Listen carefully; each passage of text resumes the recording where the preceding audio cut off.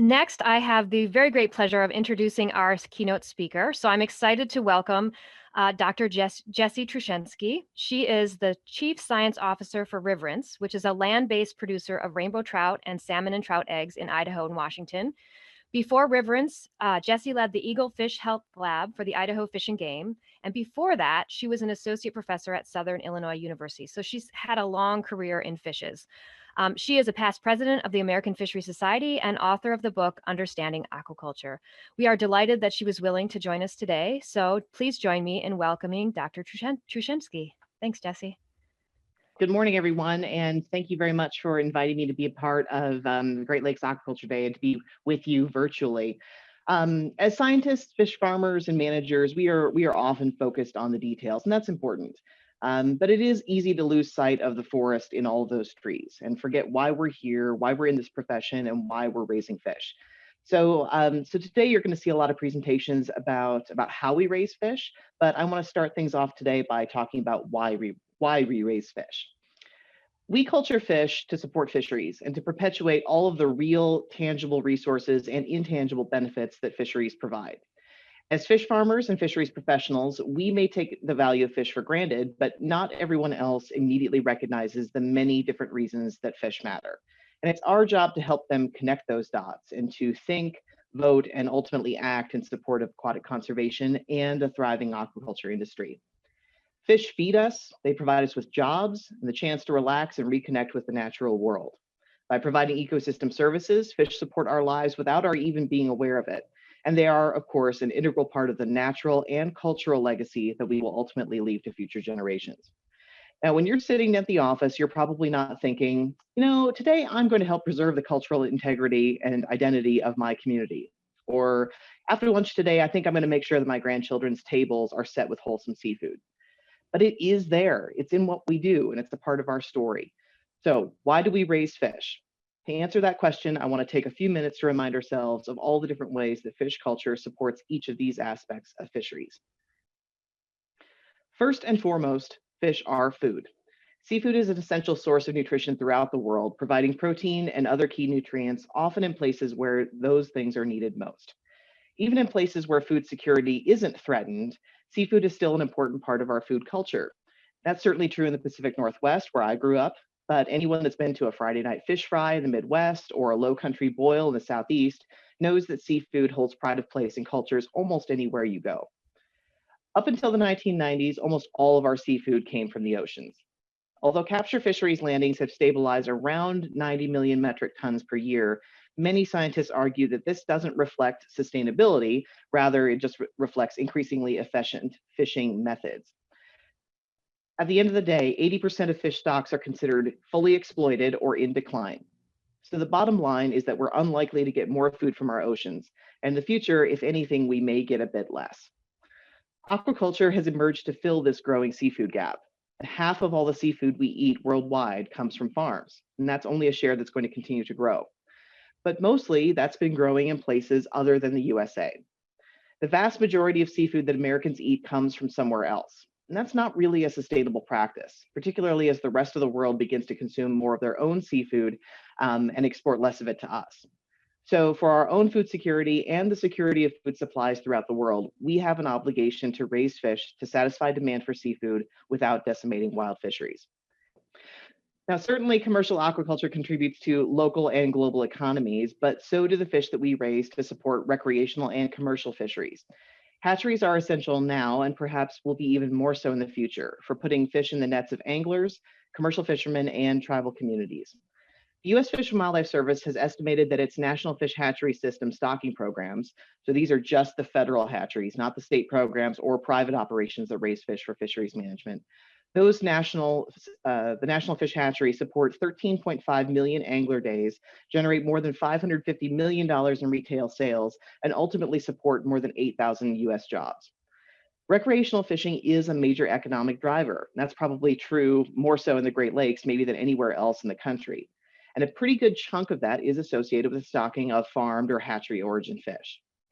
Now, in terms of commercial fisheries, the best examples come from the Pacific Northwest, and in particular, Alaska, where hatchery origin fish contribute greatly to commercial catches of salmon. Now, although the state of Alaska has prohibited commercial aquaculture in its waters by law, it is home to one of the world's largest ocean ranching programs, where public and private organizations release millions upon millions of smolts to support commercial catches of salmon. Now, depending upon the year and the species, hatchery fish may represent relatively little of the catch, or they may actually represent the bulk of what's harvested.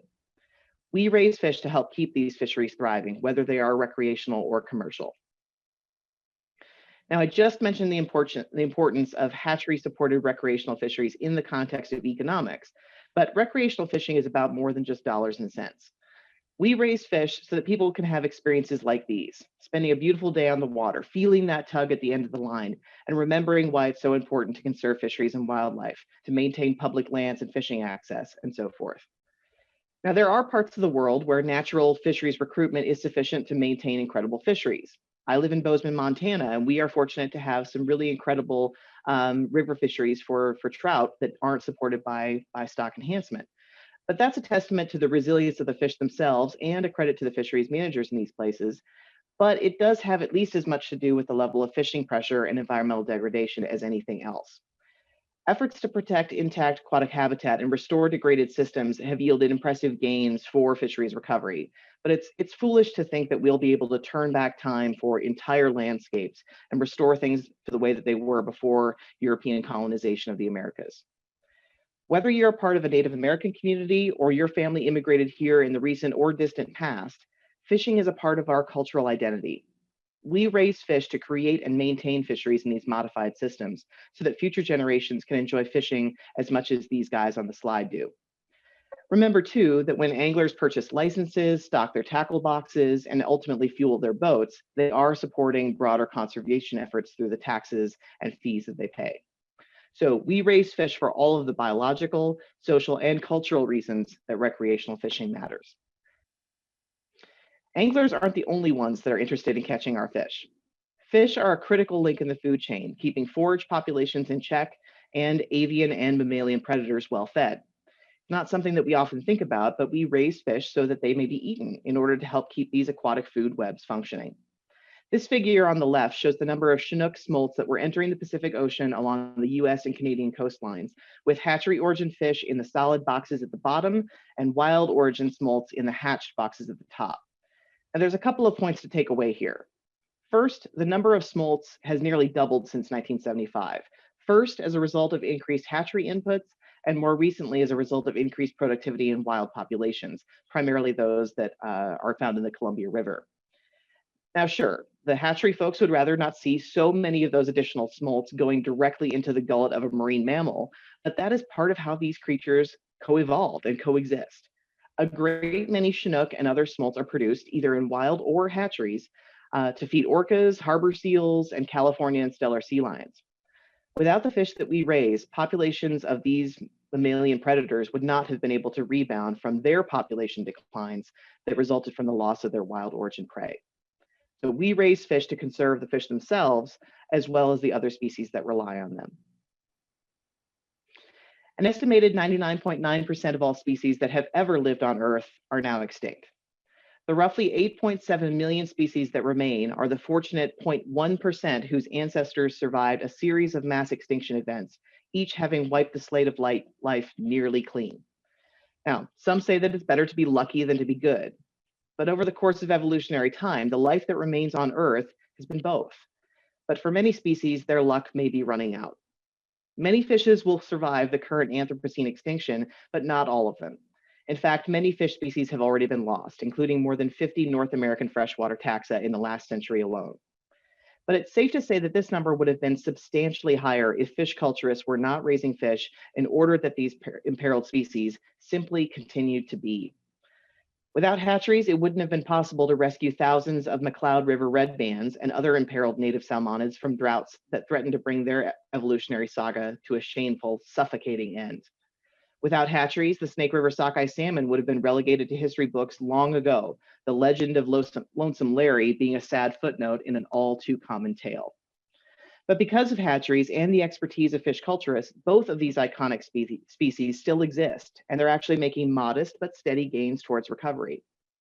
So the species and systems may vary, but for those of us who are participating in this meeting, for many of us, we raise fish so that their names may continue to be written in Earth's Book of Life.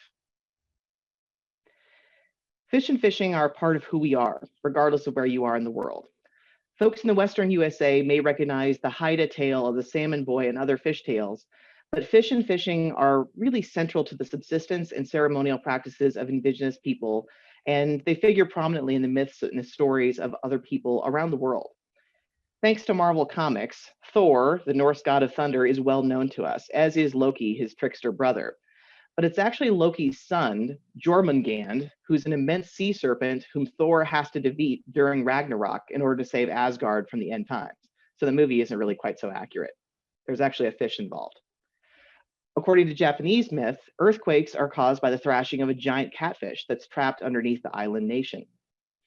Most of us know the world's largest scaled freshwater fish as the arapaima or the paiche, but in its native Amazonia, this fish is known as pirarucu, which is the name of an indigenous warrior who was transformed into the fish for his cruelty and his vanity. Myths and fables are how we define and preserve our heritage. These stories help us to remember what is important and to tell others what it is that we value. The tales of legendary fish remind us of the otherworldliness of fish, as well as the need to conserve natural resources in the here and now. Without fish to catch, fish to eat, and fish to remind us of the infinitely humbling inner workings of nature, there are no fish tales.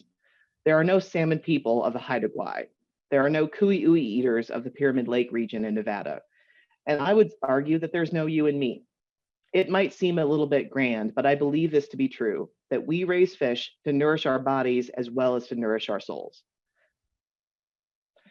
There are so many reasons why aquaculture matters in the Great Lakes and everywhere else throughout the world. But why am I talking about this now? Why is it so important to remember the full value of thriving fisheries and thriving aquaculture businesses and all the reasons that we raise fish? The answer is that the truth of fish culture and the good that it does is often lost in the noise of popular media. We are living in a post-truth or a post-fact era in which people's opinions are given as much credibility and weight as the facts. A couple of years ago, Kurt Anderson wrote a book called Fantasyland, in which he explores the growing disconnect between modern life and objective reality. Post-truth and post-fact are kind of new terms, but they both trace back to the term truthiness that was coined by Stephen Colbert in 2005. Truthiness is the belief in what you feel to be true rather than what the facts will support. Now, most of the discussion about truthiness and life in the post-fact era is centered around politics, but the do-it-yourself approach to reality affects much more than just our civic discourse. Take, for instance, the debate over vaccines and autism. The entire anti-vax movement was based on a fraudulent paper that was since retracted from The Lancet. It was written by a doctor who was ultimately stripped of his medical license because he falsified data and intended to profit from the anti-vaccination scare that he helped to create because he wanted to conduct tests to support litigation against vaccine makers. It was all a money-making scam. Despite considerable effort to prove subsequently a causal link between vaccines and various disorders, there isn't a scrap of evidence to suggest that vaccines aren't overwhelmingly safe. And yet we are now forced to engage in this so-called learned debate about the pros and cons of vaccination and parental choice. The pros of vaccination are that billions of people are no longer maimed or killed by painful and entirely preventable diseases. And the cons are that I guess scam artists aren't able to take advantage of the parents of autistic children and charge them for tests that they don't need. There really shouldn't be any debate about vaccination, but there is. And it's because of the internet and social media and how they've made it possible to consume information according to our own ideological leanings and to reaffirm what we kind of already think. In research, we call this confirmation bias, only seeking out those published papers that align with our own observations. We're all guilty of this to a certain extent, but social media has made it that much easier to indulge in this tendency to avoid anything that conflicts with our worldview. Fish culture is beset by fake news that threatens the social license of farms and hatcheries to operate. And that in turn threatens all of the work that we do to provide food security and wholesome seafood for everyone, to conserve and restore fisheries, and to bring imperiled species back from the brink. We have to tell our stories and to fight this rising tide of misinformation about fish culture. Now, I've recently been introduced to a framework for communication, and it has to do with anecdotes. Unlike longer narratives, anecdotes are short, memorable vignettes that quickly engage listeners and get to the point without indulging in unessential details. An anecdote has four parts: the setting, a time and place to which the speakers transport their listeners; the characters, one or two individuals who animate the setting and make the whole situation come to life; the plot, the incident that takes place with context; and the moral, the lesson that's learned or the solution to the identified problem. Together, these four parts form kind of like a picture frame, a mental snapshot that captures the essence of the anecdote and makes it real and meaningful and memorable to the listeners. Now, the proponents of this style of science communication argue that the moral is the most important part of the anecdote. This is the take-home, so what message you're trying to convey after all. But I would argue that the plot is where many of us are likely to stumble, and that is equally, if not more important, to get that part right. I'll point out here too that this part of the framework is called the plot and not the story. A quip from the famed author Edward Morgan Forster actually illustrates what the difference is. He said, "The king died and then the queen died is a story. The king died and then the queen died of grief is a plot."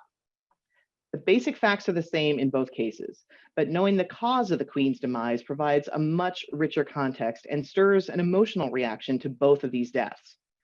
It's not enough for an anecdote to just relay facts. It has to convey meaning. For too long, scientists have labored fruitlessly under what's called the deficit model, believing that if people just understood the scientific method better and they knew the facts about things like vaccination or about climate change, public views of science and the need to reduce carbon emissions would change. But of course, this is laughably false. This is the difference between story and plot. If you speak to someone's heart or to try to appeal to their gut, they don't need to know all of the facts to believe what you're telling them. But if you fail to connect with them at that visceral level, all the facts in the world aren't going to do enough to convince them. As an industry, we have been talking about two dead monarchs when we really should have been telling listeners about the grief-stricken queen's broken heart. As fish culturists, we should have been talking about how fish culture helps to maintain our way of life and conserve resources for current and future generations. So as an example, I thought I might share the anecdote that I've been using to tell my own story about fish culture. When people ask me about my career and why I helped to raise fish, I tell them this: the human population is nearly 8 billion strong, and it's growing.